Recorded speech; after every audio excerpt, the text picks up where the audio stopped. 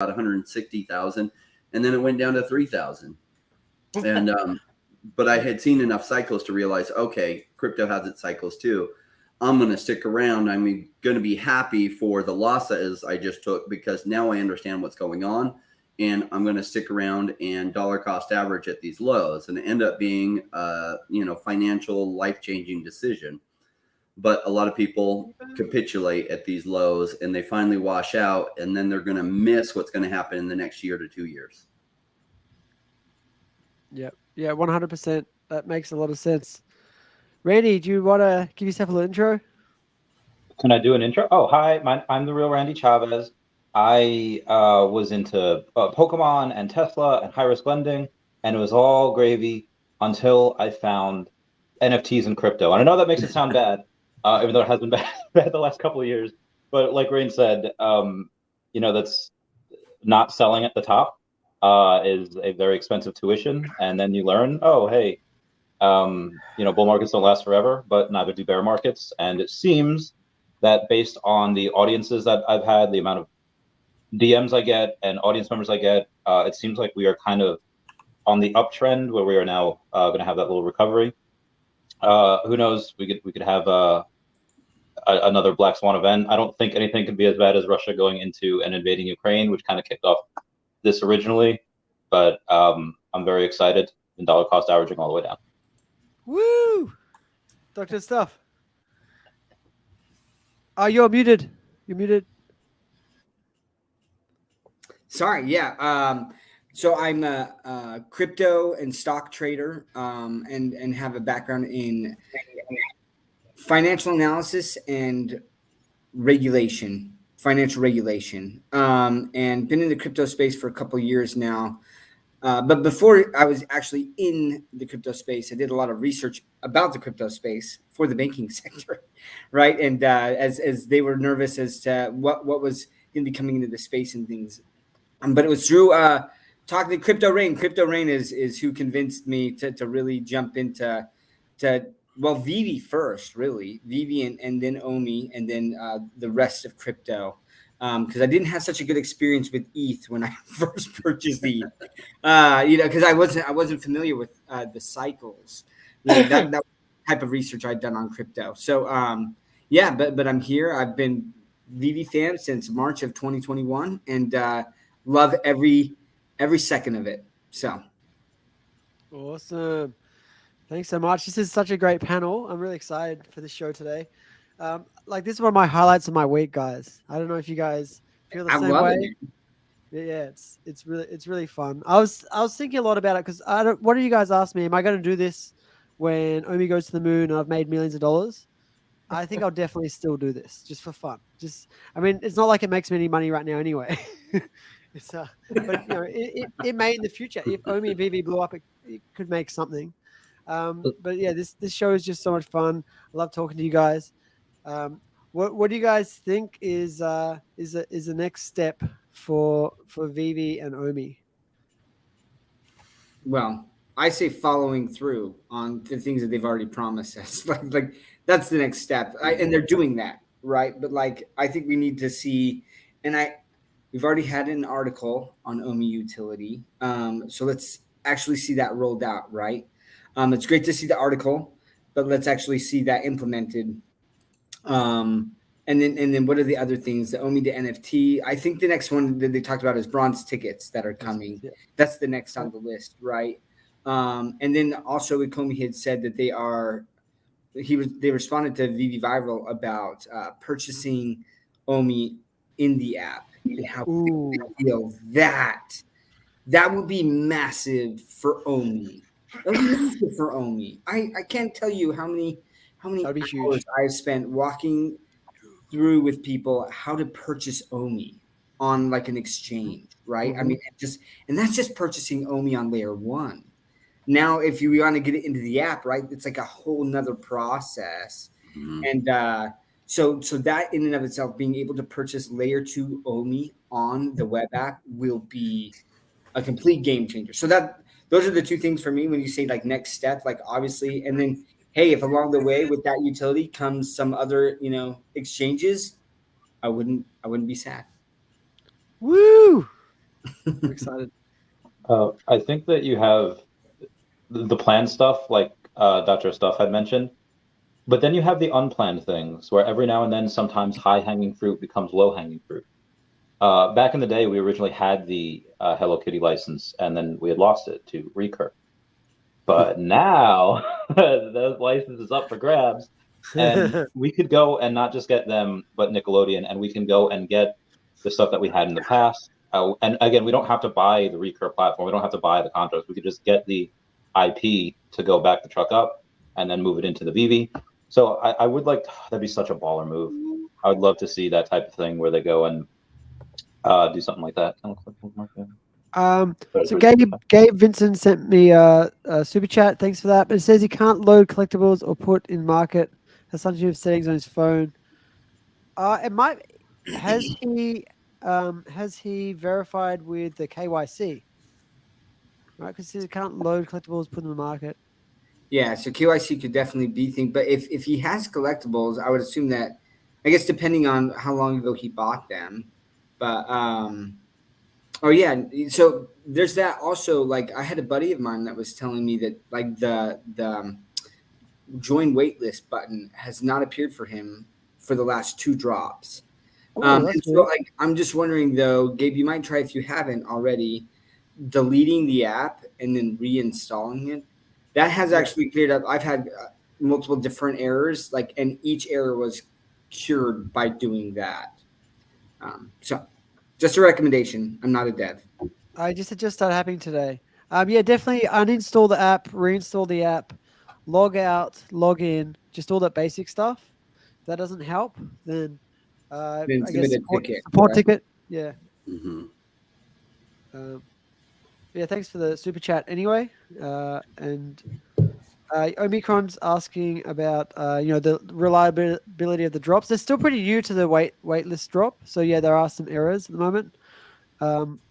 What's through the errors? I'm sure there's a bunch of different reasons. Well, I think yesterday's was due to the fact that they changed it by a minute, and so when they moved it, like that's my guess, anyways, that just like moving it that 1 minute, that there was some sort of timing glitch that like maybe like I don't know, right? But that's at least what made sense to me in my head as I was like they did change something, the timing of that drop.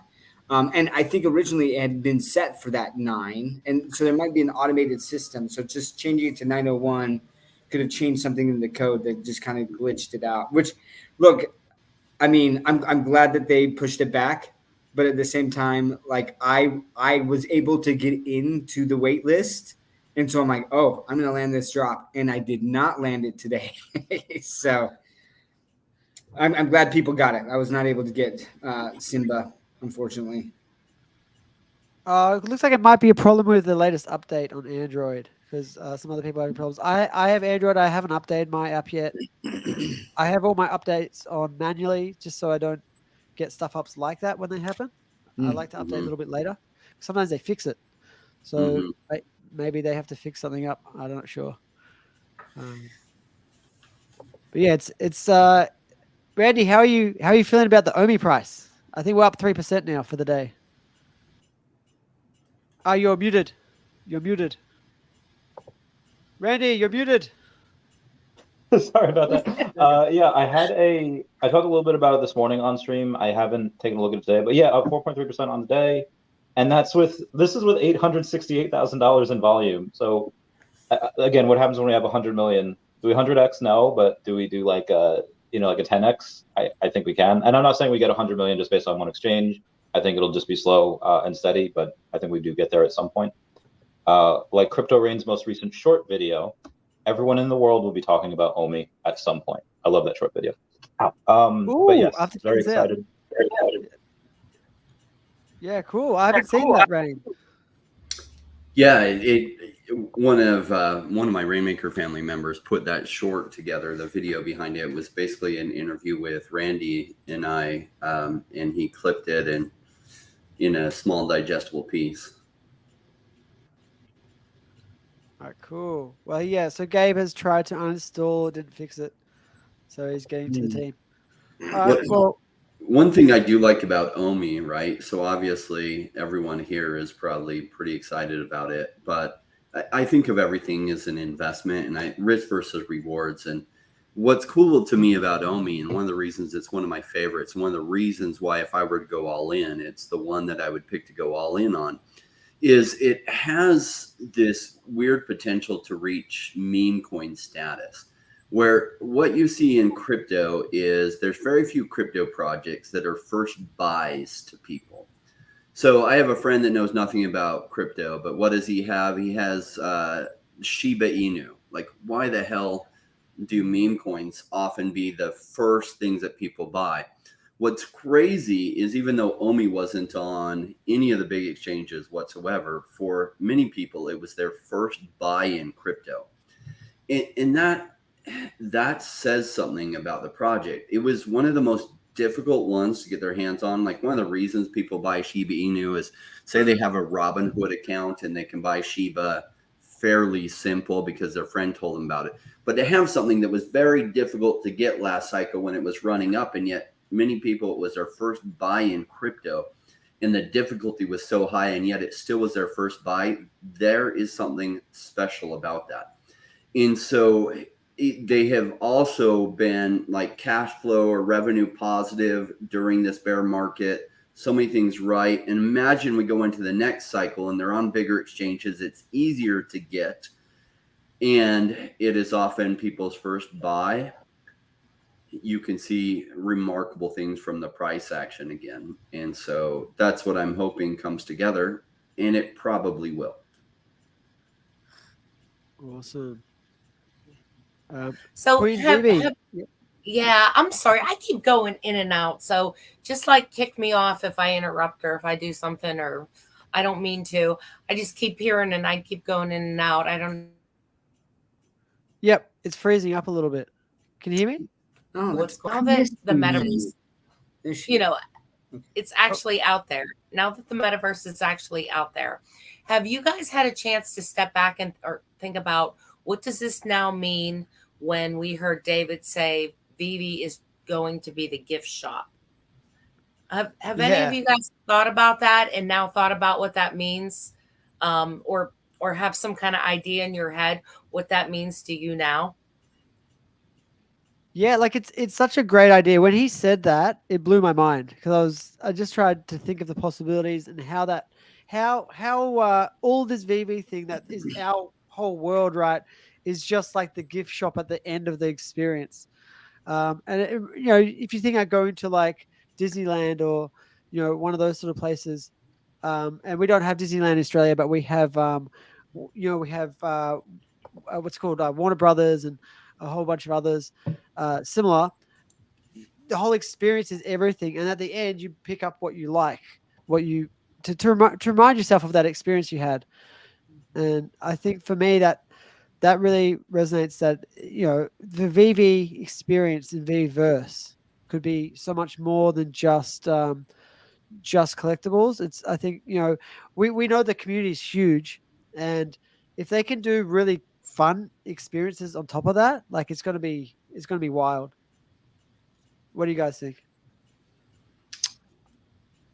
I hope the Veveverse is huge. I can't say we know it's going to be huge, but I hope it is. Our first two experiences with metaverses in the crypto space are somewhat of a disappointment. The number of users there per day is really, really low. Now, when crypto goes crazy, you'll see more people come in again, but they don't have any special experience. I hope that the Veveverse has people in it, and I suspect it will because their showrooms right now are kind of like a mini Veveverse, and people spend hours and hours building their showrooms out a certain way. And if they can then let other people into their showrooms, I think it'll get possibly even more traction than Decentraland and Sandbox. And I hope it comes together that way. But I would have to rate it that it might play out that way. So one thing I think of, and it's interesting because it kind of sparked up and then it's died down. But a lot of the Veve fam, for a while, they were meeting up in VR, right? And hanging out in VR together. But it was in like spatial, or it was in these other things. But I think it'll be different when it's the actual Vivi verse, because spatial, it's just different, right? And they didn't have like they could port over some of their stuff and some of their images and stuff from Vivi, but it wasn't like the Vivi verse. But they still tried it, and they went strong for a while, right?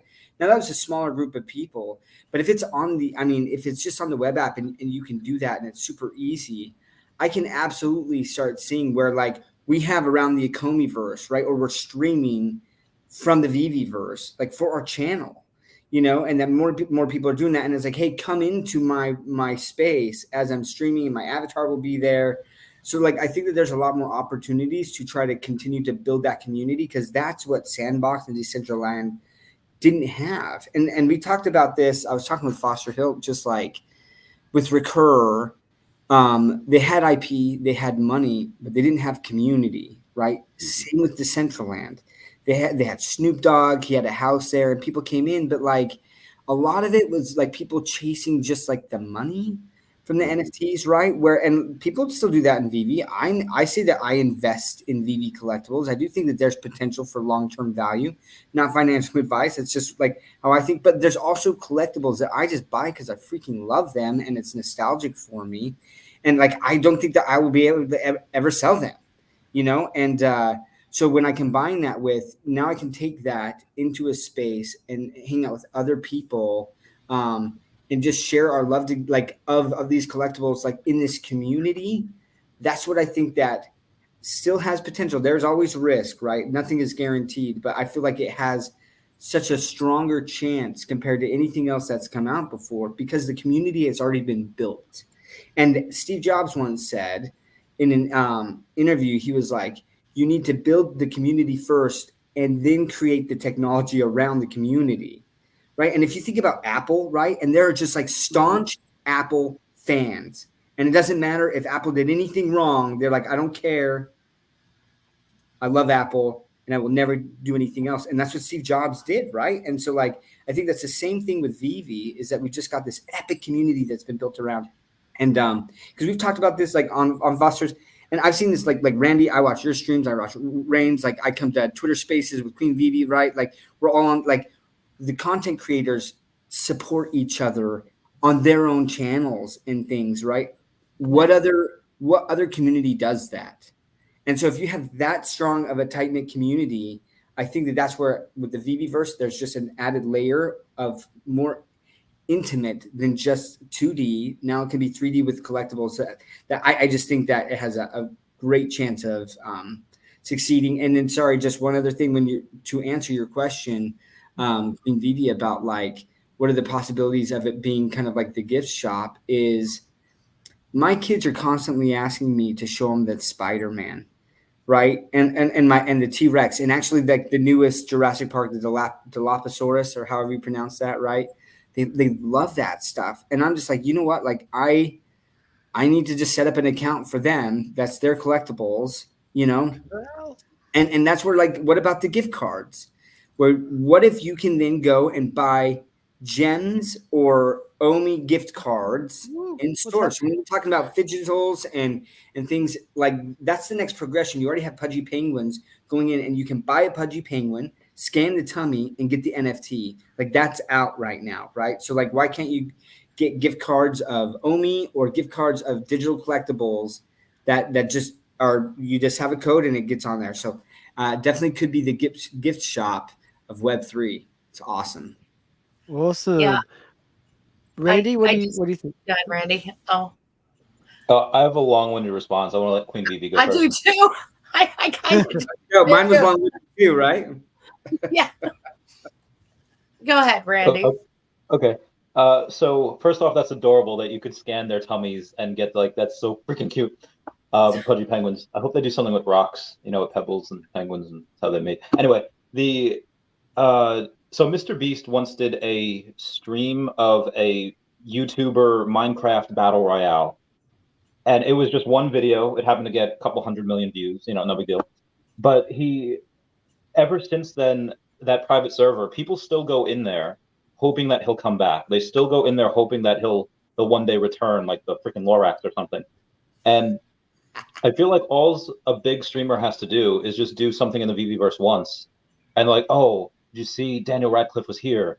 Taylor Swift was here. Like, they might come back one day, and you just have people go to that place over and over again. So there's going to be a lot of, and they talked about super early revenue share. We already get it on YouTube because we have, let's say every 1,000 people watch a video, you make like $10. I mean, if you have like a game where you don't need to be there, or if you make something that you could script and it's constantly people there, you should be able to share in that revenue. But for the gift shop, I mean, if they go and they have games or VVverse, let's say you have a race, let's say they're able to go and take that Metaverse Life video of all the cars racing with the Lambos and Chucky and Thor. Let's say they have that as a mini game, and then they say like, okay, well, this race is so close to call, it's a photo finish, and then you have a snapshot of that, and let's say you can you make that into an NFT, and that might not mean anything to anyone else. Like, it's when you go on a ride at Disney, and you come down the log flume or a roller coaster, and the picture goes off. Nobody else is going to want to buy that picture because it's of random people. I hope not, but you're going to want to buy it for you. So let's say and you have to pay like an extra $10, $20 for that photo.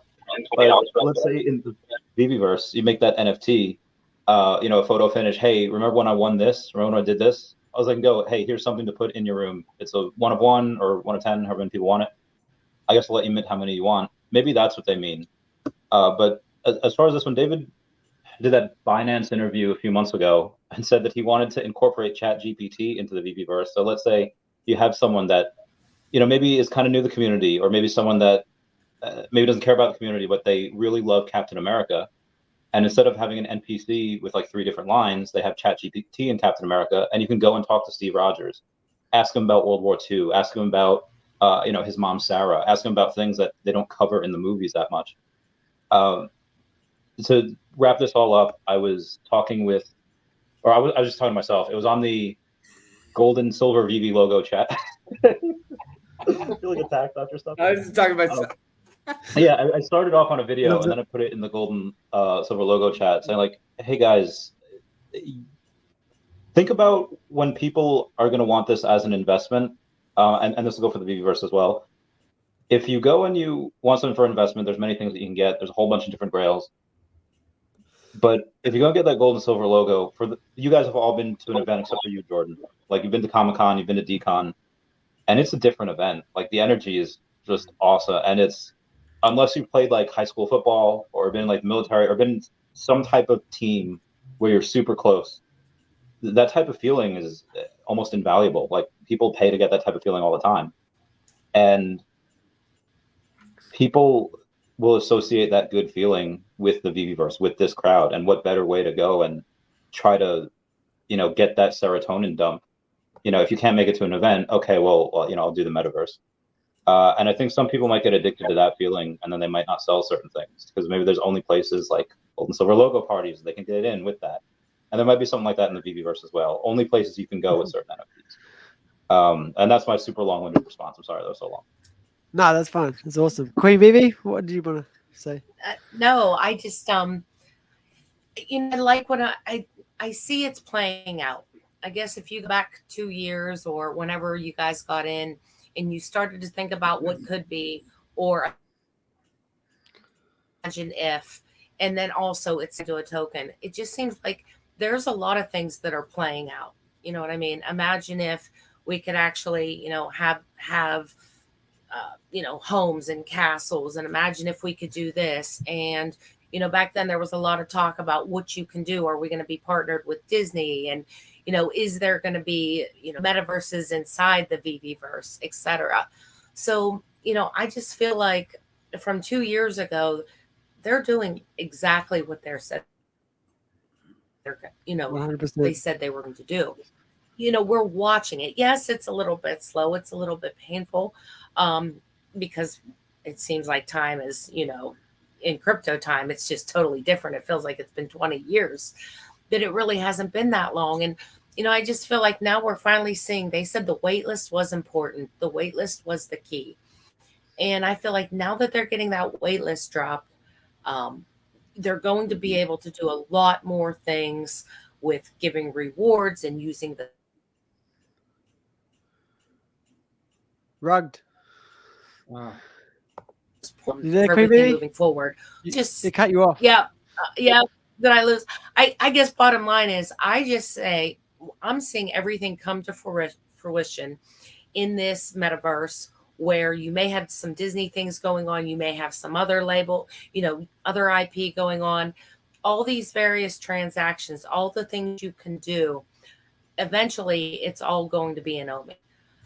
And I 100%. just see it. I just see it moving down that pattern. It's not there yet. We're at the precipice, but if they start getting, the wait list down and some of these other things, next we see, tickets. We're going to see the tickets come out, and they're doing it. It's just taken some time to get to that point, and it seems like they're just right there at the edge. And things are starting to move in that direction, where I could see, V being the gift shop, if you will, and all the exchanges, etc., going through the Omi token in some or another. So I think it's on the tipping point. That's a really, really good point. I just want to point out a couple of things. We got 130 people watching, guys. 130. This is growing, man. This is growing. That's I the love most it. I've ever had on here. I also want to point out this comment from Veve Fans. He's testing the beta of the Veveverse right now on one screen while listening to us on another screen. So, and he's basically saying he agrees with Dr. Stuff. Everyone will have the ability to go into one space. And that's so cool that he gets to watch around the Comiverse while playing the Veveverse. Like that's making me jealous, but also excited. Let's go. Yeah. So we do have a update from Veve saying the waitlist issue was not because of the extra minute, but because the cloud servers didn't scale, and it has been fixed. So we good to go. Do you reckon they were listening to us? Because we literally talked about that earlier. No, I wasn't listening. I was not. I wasn't listening. No, check this out. So like I was on my live stream with Foster, we were talking about the OUP, and Puddin' Cheeks like made a comment in the chat, and then DMing, and he was basically like, we're always watching. We don't always comment, right? They're always watching us. Dun, dun, dun. Hey, I love it. Like, that's great. They got their ear to the ground, right? Listening to the community, which is awesome. That is so cool. Yeah. So what's interesting about this evolution going on with, what's going to happen with the Veveverse is, I think we can fairly say we don't know. We hope it's good, but here's what I like about Veve, both the collectibles and the Omi token. What happens if the Veveverse itself doesn't end up being a big deal? Well, I think everything still does really well. Why? Because like there's so much cool going on with some of the best IP. I think digital collectibles are going to take over the world for collectibles, right? The collectors are going to go to something they don't have to store all over their house in empty spare bedrooms and stuff. And so digital collectibles is the way things are going, and Veve and Omi are perfectly positioned for that. Now, should the Veveverse be a big deal? Well, then it just goes way bigger. Like, that's why as an investor, right? Like, Omi makes it so I can't sleep at night thinking, gosh, man, this is like a rocket that could go really far. Like, how far it'll go, I don't know, but like, it's got great potential. I think one of the things that we really need to happen, or not need, it'll happen eventually. My friend Tom told me a story from like 10 years ago when his friend's wife was going into labor, and and now this wasn't their first kid, it was like their second or third, but he's in there and the nurse lady's about to give her child back, and she's like, all right, hold on, I have to like finish this Facebook status. Like I have to post this Facebook status. So he immediately goes for something like, dude, we got to invest in Facebook. And the similar things have happened here. Like my friend's law office, kind of like shuts down at 11 o'clock so they can do the job. And I think once the right people see that and just how distracted people get from these, that's where people are like, oh, we got to get in this hard. It's only a matter of time. Mm-hmm. Yeah, exactly. I think the collectibles, especially certain ones that are like legendary IP, as well as the Omi token, gosh, I just like the percentage chance that they do well. And part of the reason too is this family that they built, or this community that they built, is stronger than most communities in all of crypto. I 100% agree. 100% agree. It's like the perfect storm as investors that I've been waiting for, right? It's awesome. Last bear market, Right, Omi was much more of a risk. This bear market, I just evaluate it much less of a risk. We've got a question here from Marco asking, is any law regulation on selling Omi on app delaying the Omi NFT? So, yeah, I think Apple don't allow any cryptocurrency transactions inside the app right now. I don't think Android has the same restrictions. And obviously they can just do web app for now. So eventually you'll be able to buy Omi inside the web app. And maybe, buy and sell things with Omi in the web app. But it would be great if Apple changed their policies so that we can have Omi transactions everywhere. Either that or the Tesla phone comes out and takes over the phone space, and bye-bye Apple. That would be so wild. Yeah. Yeah, they're talking the Tesla phone, right? I looked at the specs and everything. Are they going to make it? Anybody have any updates? Yeah, it's probably still down the road. Wow. Yeah, he needs to have a lot more satellites in the sky. I think there's like 1,000 of there now. Like there needs to be like a ton to get world coverage. Yeah. I mean, they can just share other networks as well for now. They got the money. That's true. Have you guys seen the robots? The Tesla robots they're building? Optimus Prime. Yeah, they're unreal. And basically, all the robots they're making, they just didn't have the components anywhere existing, so they're making a lot of the components for it. Like even just the motors, like even little motors and stuff, they just didn't have ones that were good enough. So Tesla are literally like inventing this robot from ground up. It's gonna be insane. So I have a question. I might have not have brought it up before. Speaking of Tesla, they have Tesla Insurance, which is going to absolutely disrupt the insurance game. Now that we've had a couple of downfalls, whether it's Nifty's, Recur, whatever, and people are kind of worrying about their stuff. Now, for Recur, I know that you're able to go and get it off, but on your own wallet. Do you think Veve should go and say, hey guys, what about NFT insurance for your NFTs? And obviously they'll never have to pay out because nothing's ever going to happen, but it's just a big revenue stream, like $1 billion revenue stream that I think they can go and do. But that's Bump, isn't it? Create Crypto Rain? Is that basically what Bump does? Oh, you're muted. Rain, you're muted. So Bumper probably won't go the route of insuring your NFT collectibles, but Bumper is creating a different type of product to insure against crypto losses. It's neither insurance nor is it an option. It's kind of like this hybrid in between that was never created and needed smart contracts to come into the existence to be able to be possible.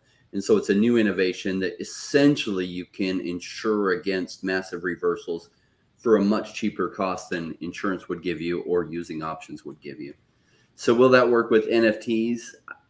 I don't know. But what I love about Elon Musk is he's a true innovator, and he goes in and he solves problems in ways nobody had ever thought about before. And so it'll be fun to see what he continues to disrupt. Well, I've heard they're going to add crypto in X or Twitter. Sorry, Dr. Studd? I think that's been his goal since 1990, before crypto was even invented, right? But he talked about digital currencies and stuff way back then with his goal for X.com. And now he just had to wait for it to be invented. I think he's way more involved in crypto than what he lets on. Yeah, I agree. So I'm just going to, Jordan, I just want to jump in before we get too far off of that question from Marco about laws and regulations on selling Omi on apps. So there's obviously the Apple App Store or Android App Store, right? And then there's the web app.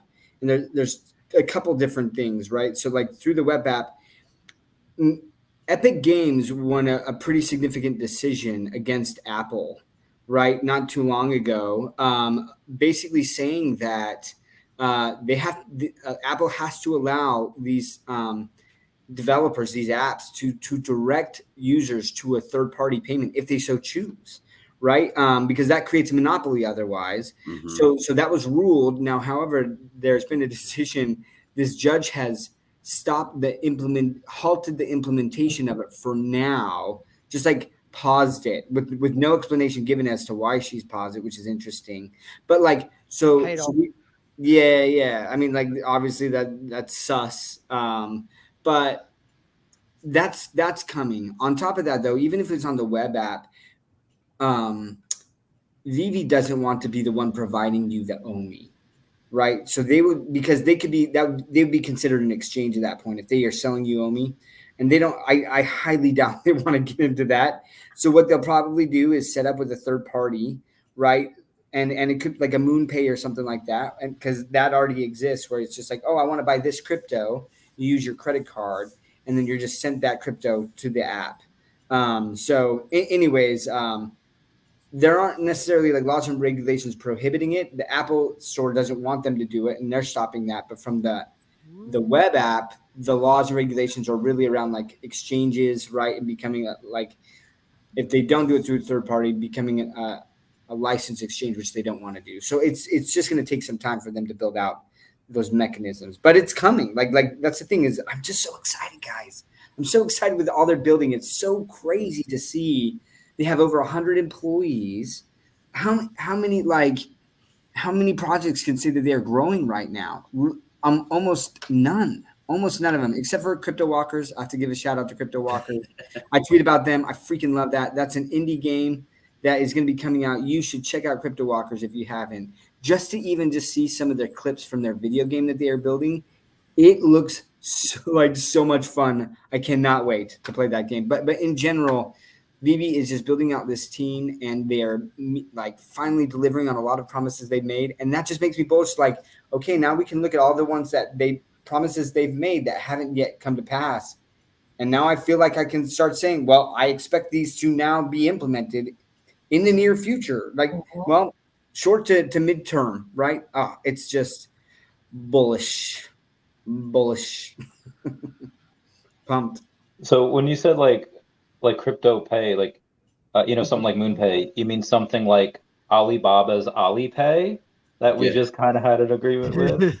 I know they haven't officially announced Alipay, but I'm just reading the writing on the wall. I'm going to be doing a little video on that actually this week, diving deeper into that relationship with just Ali Cloud.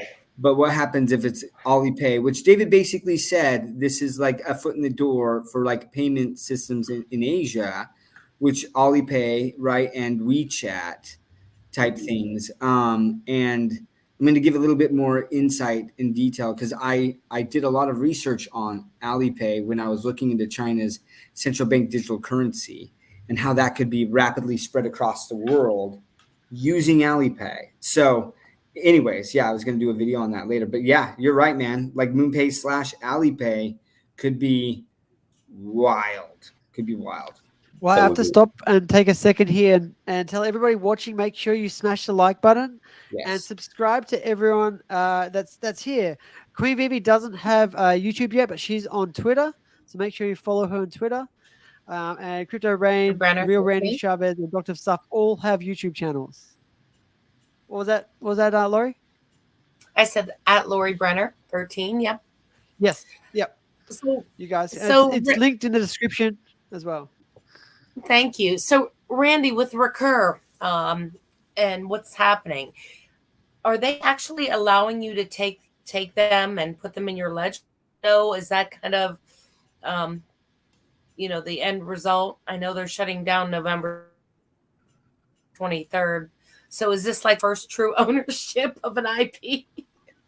Yeah, they said you were able to. I don't like if somebody tried and they couldn't, I feel like we would have really heard about that, but apparently you can. And actually some banks, it'll be different on each bank. They're actually letting you go and get a partial refund on the passes as well.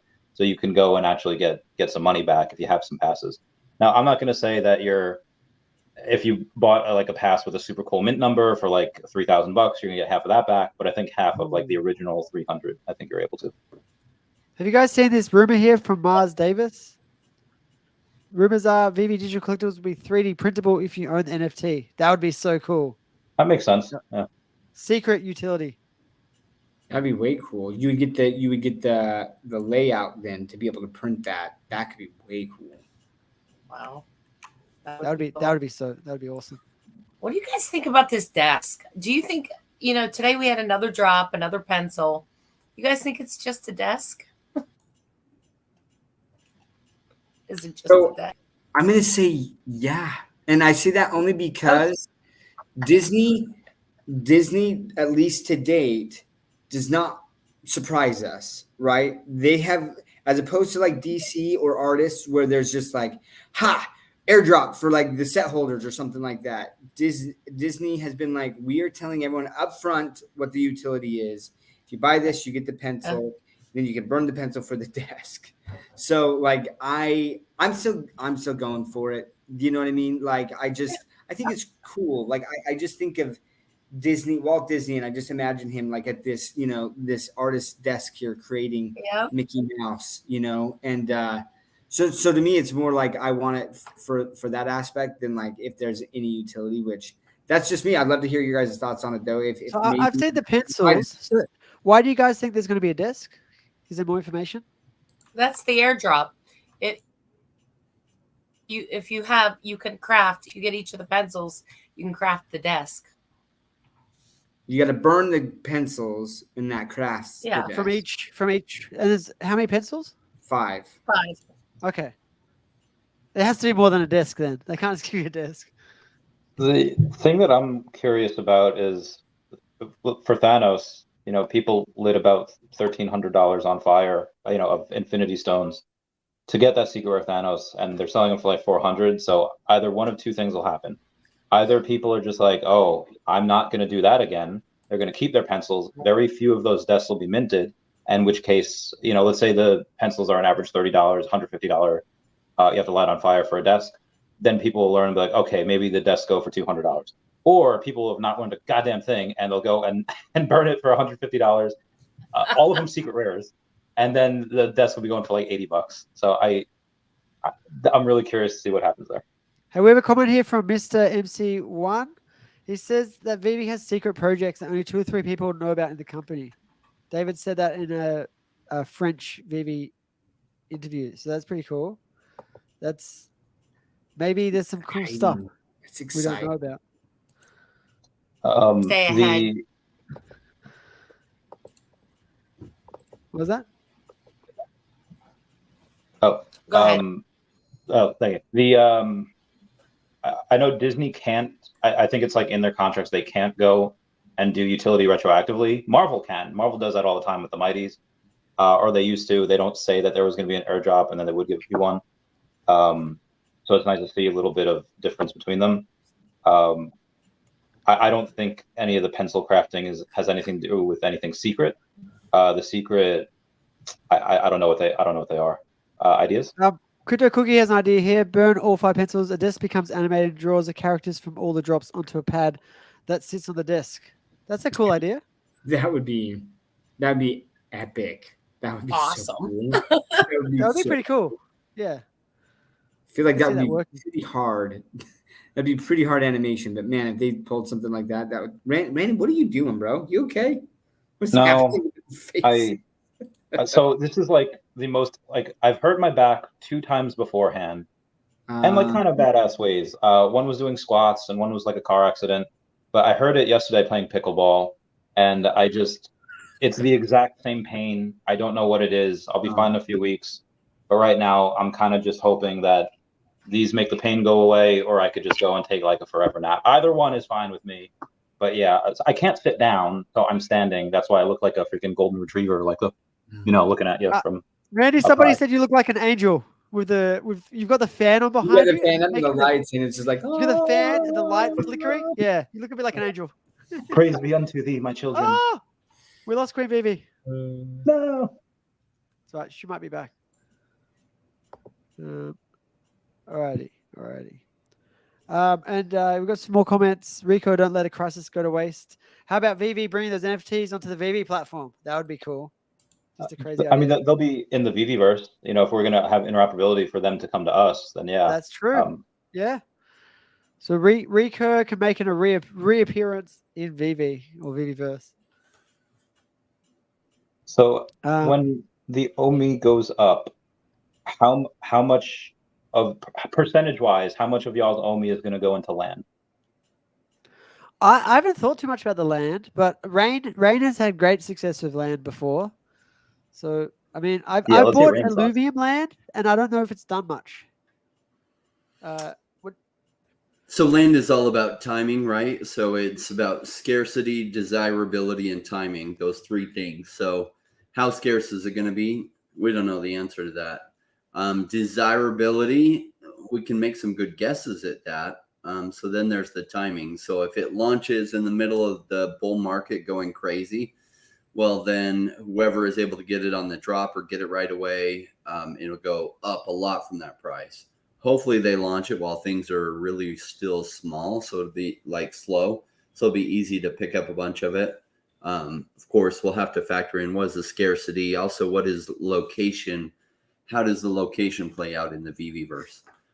Location is important in real estate, right? So it'll have some of the properties of real estate, but then it has to do with like real estate. People think real estate only goes up, and it has everything to do with where the location is, because there are parts of like United States or Canada that nobody wants land in. Land hasn't gone up in those areas for forever. In fact, sometimes it goes down. These small towns that have a coal plant and the coal plant gets shut down, land becomes almost worthless.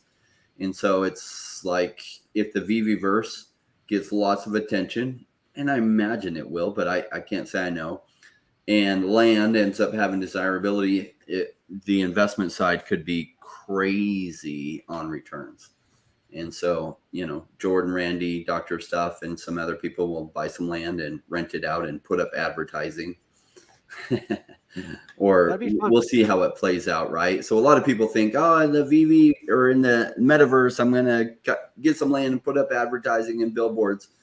And it really has to do with how many people are going to be in that actual metaverse and how many people are going to go buy your spot as to whether it even has good potential for a billboard having any value. Because in order for you to make money on renting out the billboard, well, there has to be a sponsor who sees value in putting their stuff on it. In order for that to be the case, you have to have lots of traffic going by it. So lots of users. See how that plays out. So you don't even need to have something really cool on your plot of land. You could just have a neighbor that just has like naked Super Bowl parties, and then you just have like a billboard on your front lawn and be like, oh yeah, I want to see this all day. Randy, why are you so pixelated? I don't know. We're in the Matrix. I don't know. I can hear you, but I can't. But I can hardly see you. That's all right. We've got a question here from Davey Boy asking about an Omi price prediction when Asia is onboarded and Omi's burning 24/7. Randy, you want to take that one? Yeah, I mean, I guess it depends what utility we have at the time. If we just have the Omi to waitlist tickets, which I think is going to be super amazing, and let's say just Japan is onboarded, I don't know. We lose a zero, definitely. We'll probably lose a zero before then, maybe 002. But all of Asia's onboarded, you know, wind the clocks forward like a year, 2 years. I mean, David said on the last interview he wants 1 million active users in 3 years. So let's go super conservative. Let's say he gets half of that in 3 years. That's 500,000. Okay, well, half of that in 2 years would be 250. Half of that would be next year. We have 125,000 people. And even if most of those people are like kind of working paycheck to paycheck, but they could afford a collectible once a week or, you know, twice a month, that still leaves, you know, that, you know, the 1%, you know, in this capitalist society we have, that still leaves over 1,000 people that are making, you know, 400K a year plus. They could afford to throw in thousands, tens of thousands, and this doesn't mean anything.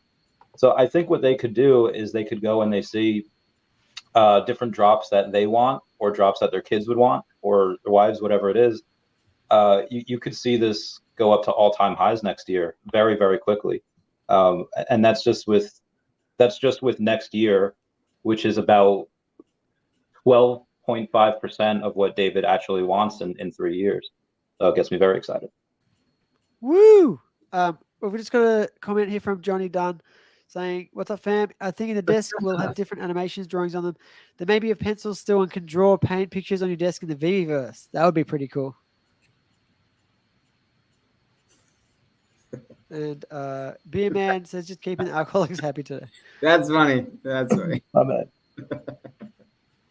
Rain, what's your? I know we don't normally do price predictions too much anymore after all the craziness. But Rain, what would you think next year we might get to?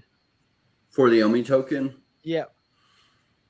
See, what's so hard is like, so it's kind of like there's so many moving targets. Like, what is it going to be like next year? Well, we don't even know when the bull run is going to be for sure. And so we're having to guess, like there's so many variables there. So what could the Omi token be at next year? Probably 10 times what it's at now. And I think in the peak, it goes much higher than that. But, Awesome. So what would that be at? Like we're at, so it would be like 0.6 cents or maybe 0.8 cents is my guess for a year from now. And that's without the greater bull market hitting. I just think the pendulum sometimes swings too far to the upside and too far to the downside. We've been in this beautiful period that the pendulum has been too far to the downside, which is an investor. I love that period. And I love the part that comes next when it starts swinging the other way, because then you're like, man, I did really good. I bought while it was cheap and now it's not so cheap. And I'm liking the way this feels. But that period only feels really good when you did stock up when it was really cheap. For sure, for sure. Hey, I actually have some news. I don't know if Patient Hodler cares if I share or not, but he's buying more Omi, guys. We got Patient Hodler buying more Omi at 0008. You guys know that's some bullish sentiment right there. Dr. Steph, what do you think about the price for next year?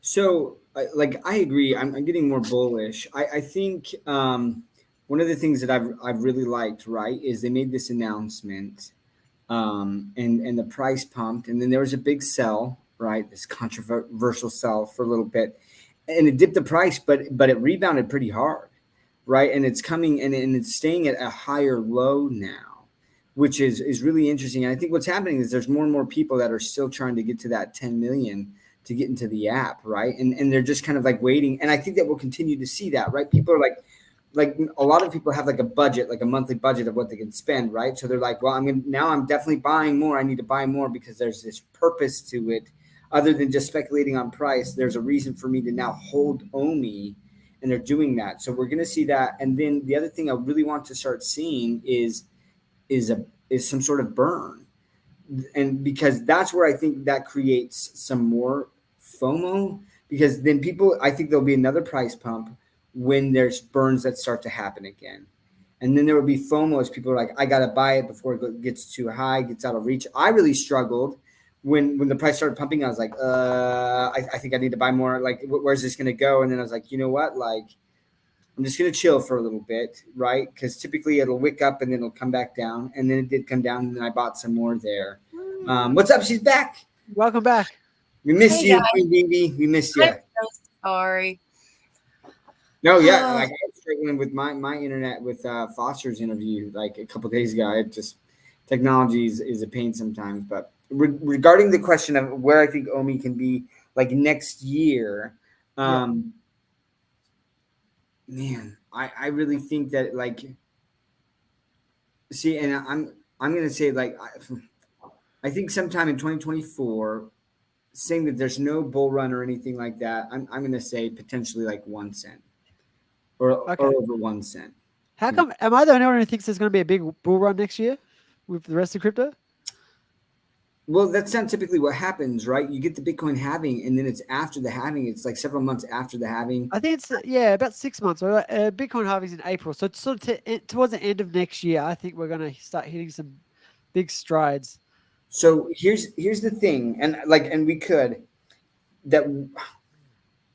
With the other crypto cycles and the pumps that have happened during all of the Bitcoin pumps, we've been in a money printing stage for like a decade, right? Crazy low interest rates, all of this cash everywhere. But now that's not the case this next coming Bitcoin having potentially, right? I think mean, they I've already will start I think they'll print money. I think they're going to keep printing money. So if that happens, then I agree. So because they could do a reversal, right? Obviously, they've been raising rates because they want to kill inflation. But at some point, right, if that then kills the economy, then they're going to have to try to revive it, and they could turn on the money printer again. And if that happens, then I do see that pump happening. But if not, like I kind of talked about with commercial real estate and this massive repricing risk that we're going to be entering into at the end of this year into next year. So, yeah. But don't you think where the money is coming from is different, and that could be the difference? Meaning, if you have your Fidelities and your banks actually getting into it in the more conservative industries, you think that can make a change in who's buying it? 100%, and that's a great point, right? Because if we do get the Bitcoin ETF, all of a sudden, I think that there will be some massive cash that flows into that as some of these institutions to trade that Bitcoin ETF, like they have to buy Bitcoin, they have to hold Bitcoin, right? So you're going to get some major institutions purchasing Bitcoin to do that. So that in and of itself is going to remove some Bitcoin from circulation with that, right? And there could be a massive pump. They could do it in stages so that they don't harm themselves as they're buying lots of the token. So there could be that. And then the other thing that I've continued to talk about as to why like other like hedge funds, and this was a long time ago, but Randy and Rain and I have talked about accounting. And I know that this gets boring for people, but accounting matters. And companies currently, with the way it's structured in the accounting regulations, basically, if Bitcoin dips, they have to write it down. But if Bitcoin goes back up, they don't get to write that back up. And so what happens is in their financial statements, it could look like they take a major loss when that's not necessarily the case, right? But then they have to explain in the notes, right? Like, hey, this is what's happened. We had to write this down and stuff. And it is accounting nightmare and a PR nightmare, when having to deal with the volatility of something like Bitcoin right now. So until if those accounting rules change, which I'm surprised that they haven't, because the Financial Accounting Standards Board actually said that they would look into this last year in February is when they said that. So it has been over 18 months and they haven't come out with an accounting pronouncement on that. So very interesting. But if you can't combine that institutional money with a change in the accounting, which I do believe is coming at some point, where Bitcoin can be marked to market, then it could get crazy. So. Awesome. We've just got a little question here. Awesome stream here. Hey guys, awesome stream here. What are your thoughts on the roadmap of Veve after Veve's launch? What direction do you think Veve will go? Intensive gamification, heavy focus on AI, etc. Randy, do you want to take that one? Sure. Just if it ain't broke, don't fix it. They'll continue doing what they're doing, and only right now a couple of. You had Gary Baseman with the utility. You've had obviously Veve showing all of these Fortune 500 companies what they're doing at utility with the logo. So hopefully they get more people involved in that. That just happens to be what Web3 likes. They don't care how much they have to pay as long as it has a little bit of utility. They're into it. So I think they'll do a little bit more of that. One of the things that you might see is a little bit of a shift where we've gotten in America really used to 11 a.m. drops on Eastern Standard Time or 3 p.m. drops. But that's with, mostly just, the West and then Europe. And once you get Asia on board, and you're probably at one point going to have more Asians on here, people in the East, than people in both Europe and America, they'll probably cater to that. And you'll see drops at weird different times. And we're going to get some of the things that you've been experiencing, Jordan, over there in Australia, drops at like 3 a.m., 1 a.m., whatever. And some people that haven't gotten into this before that are just coming in, they're like, oh, why does Asia get all of it? Not knowing the history. Maybe Randy, that's where they're trying to help ease that by rolling out you'll be able to set it and forget it kind of thing, right? Because that'll make the sting a lot less worse for us if we could set it and forget it. So, then they're not going to alienate everybody else if they do that. Yeah, I can't wait. Yeah, because I have to get up at 2 a.m. or 3 a.m. for the drops at the moment. That's why I miss line. Right. So they're not doing it for you. They're doing it so whenever they change the times, they won't mess the US up. Yeah, but so if if I could get in, I would have gone to the drop for Lion King. So like I definitely would be. I'd probably be using it on a weekly. I'd be spending a lot more money in Veve if they had that feature. That's a So that's great holding point. back cash That's a coming great in. point. That's a great Yeah. point. But I get you, Randy. That'll make it now, pretty much ease that for us over here in the US. We won't be so worried unless we want to sell it or do something right away in the market. We wake up, and if we get it, we got it. If not, continue. I also think that some people might use the VV feed as like a message board, because you'd have to go before they go into the VV verse. It's easier to just check the app. So I feel like people will be like, "Hey, I have some work. I have this whole bunch of land, 3 plots, however many skyboxes. Can someone come in and build it for me? I have no skill in that." And I feel like that's something that VV might evolve into, a little bit more social, a little bit more job listings, a little bit more, "Hey, here's a party, come with this collectible." Randy, do you want to explain to Super VBK how Omi burns or will burn? Some of the features?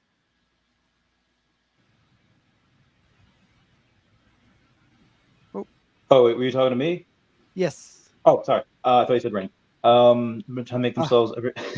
Yeah, so currently the burn from the reserve wallet doesn't necessarily matter because that's never going to go in circulating supply anyway. So they'll do it a bunch of different ways. The first way that they're going to do it as soon as we have Omi to waitlist tickets is obviously people are going to take their Omi. They're going to buy these waitlist tickets, which will help them secure a drop. It doesn't necessarily mean that they'll get it, but every single Omi that's spent on these tickets are going to be burned. And then they open that gem liquidity pool, which when they first told us that they're donating 1 million gems into that pool, a company doesn't just donate $1 million for the heck of it for fun. That's going to be used very, very quickly. So people will go in, they'll take their Omi, they'll buy those gems in that liquidity pool. That Omi is going to be burnt, and then they could use those gems doing whatever. How that gem liquidity pool refills is whether it's crypto pay-in, whether it's cash out, any type of fees, whatever it is, those extra fees are used to go and buy gems, and then it's put into that liquidity pool. So it's constantly being refilled. And that's how a lot of people are going to go and burn from that Omi to gem. So as long as that stays filled, they'll do that. And they're also doing the 5.5 billion Omi from their Omi not their business development wallet, which I think has like another 20 or something billion in there as well. And I would expect to see more because all of this that they're doing right now is in a bear market. Omi might get a little bit more, or Vivi might get a little bit more beneficent or generous as we enter that bull market. And suddenly we're not making 200,000 on a drop like we are today. They up the mint numbers and they make 1 million a drop or 2 million a drop. And when they do that, they're like, okay, we could just burn the rest of it. They have burn parties. They'll make an event out of it. Yeah, and into also burning accessories will burn Omi. And there's a bunch of other ways. There's probably a heap that we don't even know about yet. Rain, I've got a little statement here that you might want to finish off. So the total money in crypto is around 700 billion right now. Gold has 13 trillion. If Bitcoin is digital gold, we're going to get a lot more money in liquidity over the next 10 years. Crypto Rain, what do you think about that? Yeah, that's a big argument, right? And of course, gold bugs say, no, it's not going to happen. But one of the challenges with gold is, number one, storing it is hard. You have to protect it, or you pay high custody fees for somebody else to protect it for you. And then moving it, right? So you can't move it from country to country without massive fees, without government interference. And so Bitcoin just has better properties than gold does. And people say, well, gold has been the standard for 7,000 years or whatever the number is. And the truth is, we don't really know how long it's actually been the standard for. Possibly even longer than 7,000 years. But that doesn't mean that can't change. And I don't see why Bitcoin doesn't take that as the new standard. And so it's definitely becoming a new asset class. And you hear BlackRock going around and talking about it and pushing their ETF so that they can make all the fees as people use their ETF. And BlackRock is more powerful than most of the countries in the world today. And so it's going to happen. And I think it should happen because it is transferable with you. Like the rich can move between any country today easily, and they're going to prefer an asset like Bitcoin over gold that they can take with them anywhere they go. And so the rich and the middle class are going to be more mobile than they ever were before. And Bitcoin's going to help enable that, as well as other cryptocurrencies. So I think we're going to see market caps that people can't even fathom that are going to happen, because where gold's market cap is, they say, oh, if it were just to go to gold. I think the cryptocurrency market caps can hit numbers they should never hit, and yet they do. We saw that with XRP in 2017. XRP's market cap was like starting to approximate where Bitcoin's market cap was back then. And it was craziness. And XRP had a number like 360 with $3.60, which put its market cap in like the 300 million range or 300 billion range back then. So it was on its way to $1 trillion market cap back in 2017. So I think market caps, Tesla proved that sometimes market caps can get crazy compared to what people think can happen. And I think we will see that with cryptocurrency, because it is a global asset. If you're in Malaysia, can you really buy Tesla stock or Apple stock? Very, very difficult. It's hard for people in the world to participate in that. But with cryptocurrency, anybody in the world that has access to internet pretty much can find a way to participate in it. And so these market caps are going to get outsized compared to where I think people think they can go. And speaking of gold, I'll let you guys go in a second. This does go in that range. I sent my friend Kevin this a couple days ago. On August 15th, 2013, I posted, boom, silver, 2304. And on that same date, 10 years later, just a couple days ago, silver was like 2294. So in 10 years, it hadn't done a thing. It actually lost money. Yeah. 10 years in crypto, oh my God, boom. You'll, I think as people start to slowly realize this, so much money is going to go out of these markets. I mean, even if 1% of the ETFs go in, whether it's BlackRock or whatever, 1% of like all those 16 trillion that all of them have, yeah, it's 160 billion just right there in one shot, and that's 1% of them.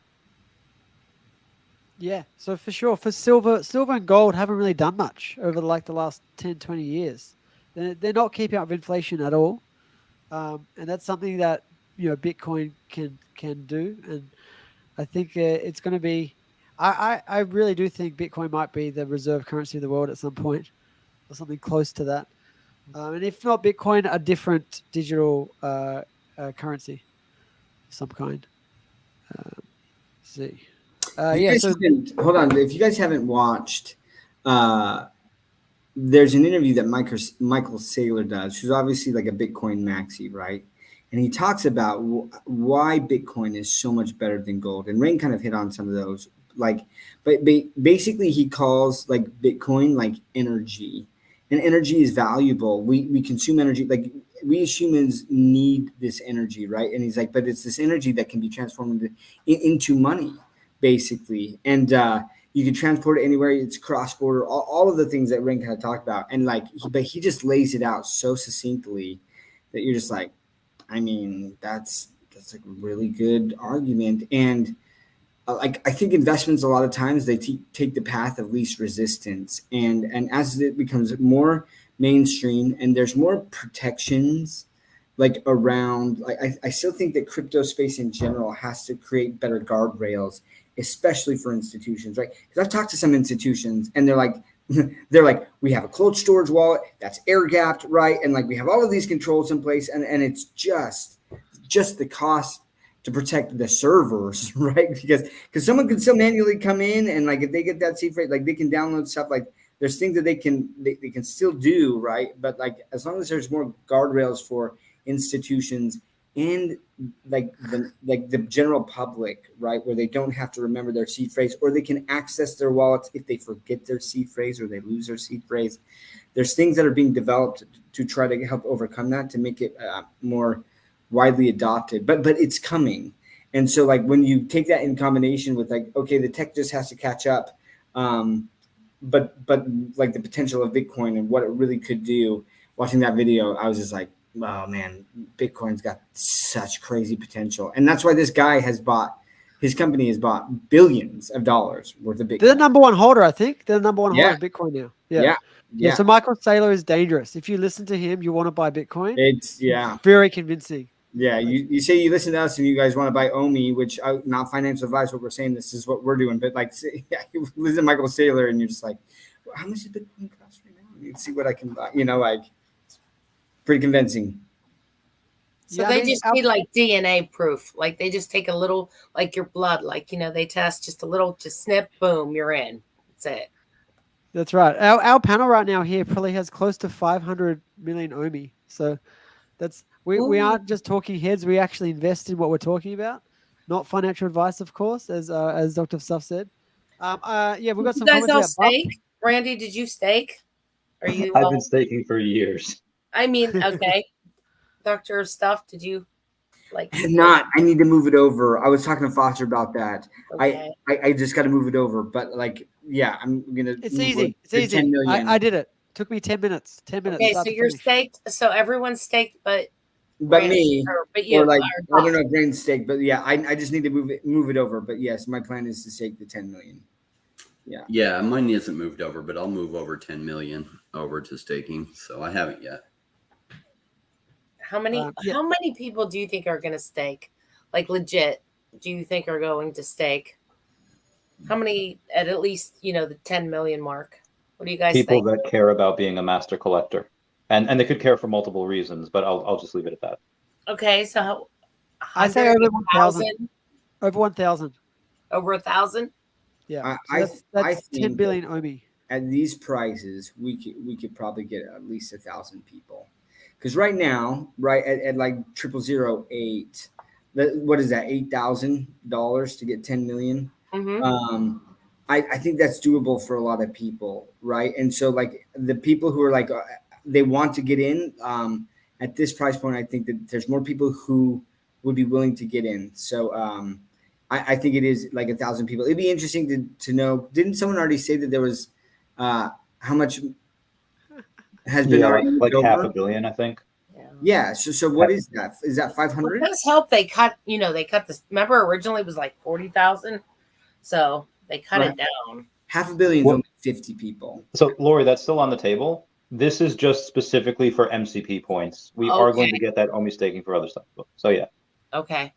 It's a top tier. 10 million is a top tier, and they will have lower tiers as well. We just don't know what they are yet.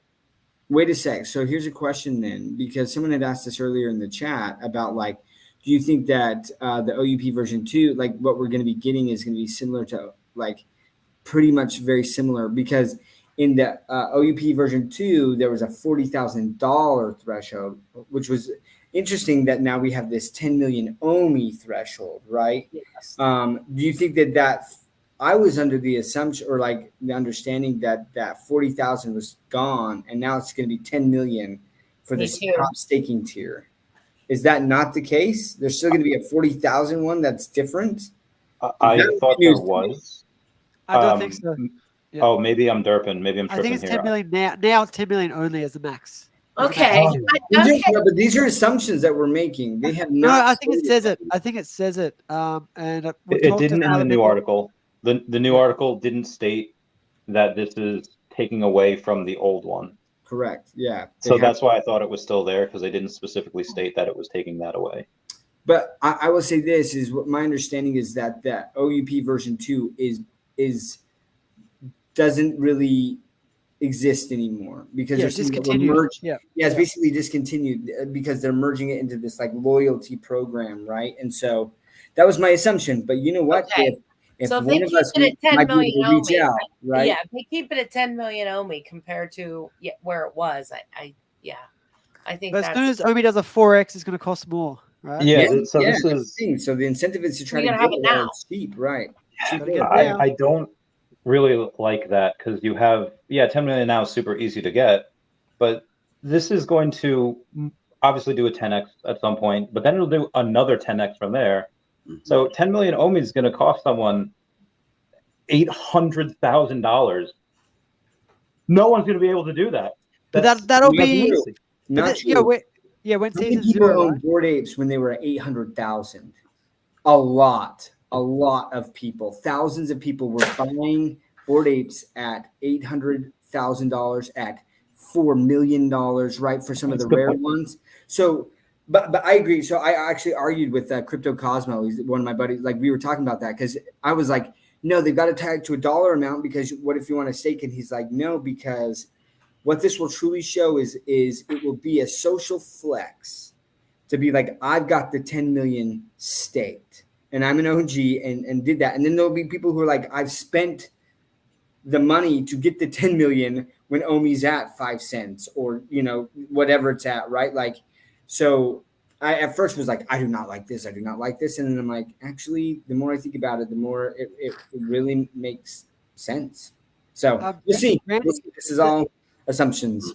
And the other thing to think about, Randy, is that it's just for season 0, and they will adjust that number down significantly for the season 1. I think I don't know how long is a season 3 months or 6 months or a year? Does anyone know? For Veve, it's 6 months. Okay, so maybe it's the same as Veve. So maybe 6 months. So in 6 months, if Omi is 10 times the price, maybe they'll lower it by 10. So you just need 1 million Omi, right? And then season 2, they might make it 100,000 Omi, right? So by a factor of 10, maybe each time, depending on the price. So that makes it gives people like 2 or 3 weeks in that time period to buy Omi that's going to stake it for the whole season. Does that make sense? Obviously, you can come and go when you like. But people that are going to maximize their points want to get early. Was that right? It would be nice if they left that upper tier at 10 million, just so it doesn't put selling pressure on Omi. If they start decreasing the number, then people that have 10 million staked are being like, oh, why do I need 10 million anymore? Let me just sell 9 million of it, right? So I would prefer if they left, even if the rewards don't scale. So say they take it down to 1 million, but by having 10 million, you can get double of what you can have with 1 million. Then it's going to put less selling pressure as they maybe change those numbers as Omi price goes up. Yeah, that's an interesting idea. Yeah, I do like if they keep 10 million for at least like this whole bull run, right? They can lower it after the bull run. That's fine. It's wild to think that, at 8 cents, 8 cents would be worth $800,000. Yes. Yeah, it's fun, right? So Randy is going to get a yacht and some other things he's been putting off in his life. People keep. I'm not a strong swimmer.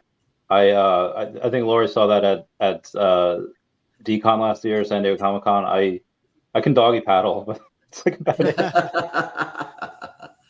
I did. They don't teach you in the military? They don't teach swimming at all? If I were to, so when I went out for Battlefield Airmen, I had to go for like the 3 jobs that didn't require like the swim test because I would have failed.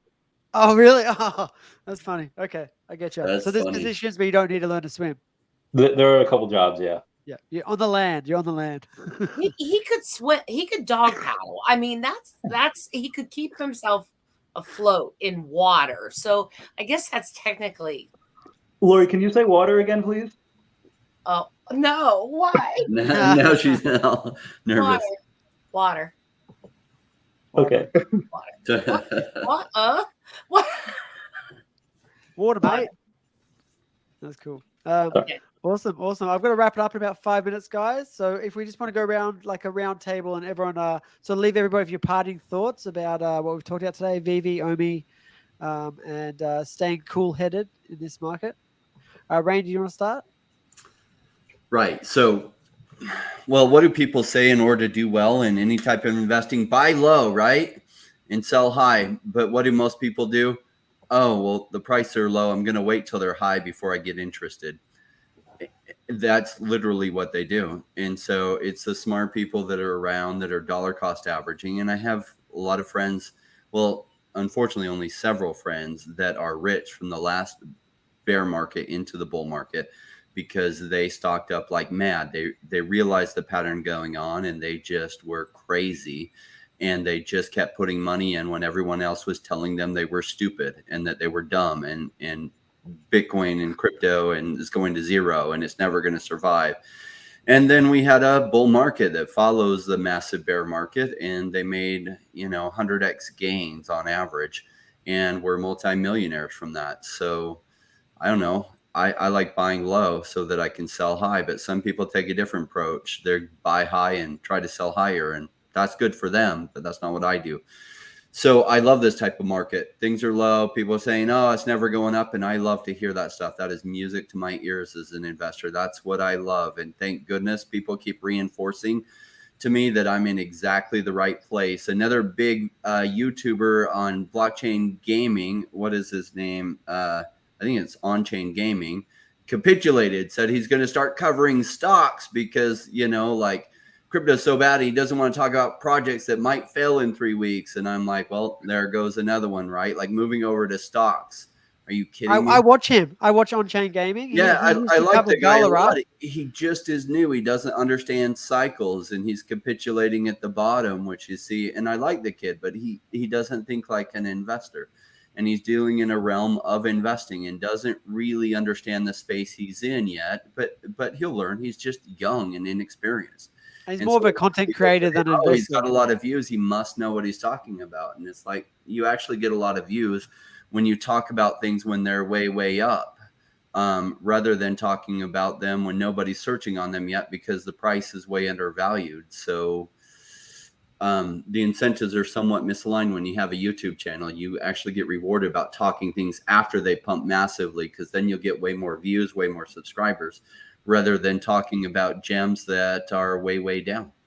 But if you want your audience to do well, then you find and talk about gems when they're way, way down. And then when they go way, way up, well, then your audience did well along with you. But you will never get as big of a YouTube channel by covering stuff that's way down, even as it gets big. Because as it gets big, you stop covering it as much. Why? Because the gains are already made. Although, many of the people here, like they'll cover Omi when it's way down and they'll cover Omi when it's way, way, way up. So I like the risk profile on Omi. It's my favorite. Well, I have several favorites. Omi is by far one of my most favorites. And the only one I would go all in on if I believed in going all in on something. Shout out to Randy and Jordan, who's mostly all in on Omi. And Randy's not truly all in on Omi, just like 99.5% of his portfolio or something. Yeah. I have a little bit of I have like $300 worth of Bitcoin. Yeah, it's about 75% for me on Omi. Yeah, that's 75%. Cool. Dr. Stuff, did you want to give us your thoughts? Yeah, for sure. So I mean, just in ending, like I'm so stoked on the people who are still here, and I think part of that is the community. People have hung around for the community, right? And because of the community, they've held on, and to my detriment, like some of the things that I've held on to, right, have decreased in value. And but I don't care because I see the future potential. And for me, like the risk reward is so substantial that, like, first of all, I never have put in money that I can't afford to lose. So if it all went to zero tomorrow, all of it, not just my Veve and Omi, but all of my other crypto, I'd be pissed. I'd be super pissed because I would question myself and say, what did I miss, right? Like, what happened? What did I miss out of all my analysis? But I can go to bed, sleep at night, whether Omi goes down 50% or it goes up 20%. Like that's exciting, but it's a longer term vision for me, and it's awesome just to see the people who are here who are so excited about Veve and the collectibles, and it's just, man, Veve has just hit this perfect sweet spot of bridging like new technology with like nostalgia and emotion, and that just makes me bullish on it. And I'm excited to see where things go. And I'm just grateful for the friends that I've met along this way. Cause like I said, I'm in a lot of other platforms and things. And I haven't made the friends. Like I don't go to other, I've been at some conventions and seen some people and it's like, oh, hey. Right. But I'm not like, yo, what are we all doing tonight? Like Randy, I'm coming out to New York. When are we chilling again? I love that stuff. And so I love this community. I'm just stoked to be here. So thanks to everyone. Like I say, I know that time is one of our most valuable resources, and you've given us some of that. And for that, I thank you. Awesome. Laurie? So from my point of view, I've been in for a little over 2 years now, and everything that was laid out, everything that the team said that they were going to do or they were going to work towards, they have done it. I remember when we were just hoping maybe we had Marvel maybe just we might have had something in, a VV verse. And there's so many things that have come to fruition with the VV side. But I think it's also important to understand that, what's driving that is Omi, or ultimately what will drive that is the Omi token.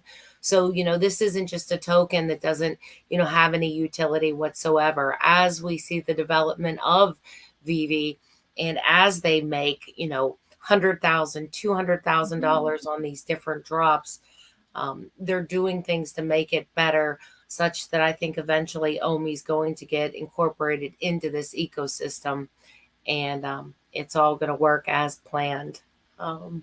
Maybe next 2-3 years, I think it's going to be a pretty smooth operation between the collectible side and the collectors, as well as the Omi token being utilized in lots of ways. So awesome. That's what I think is coming. Agreed. I think that one of the things that hasn't been talked about, or well, the leaderboards have been talked about, speculating when are we going to get those, but not exactly the way. Yeah, we've been talking about the individual, like the name on the back. Oh, Chavez is, top 400 wallets. The guy that just commented, Earn Mouse, and top 100 wallets. But what we haven't really talked about, because we track everything, is what happens when Asia comes on, and then it'll go by country. There's going to be people digging and say, oh, Asia has 10 billion Omi staked. Well, it's going to be a fight to see which country has it.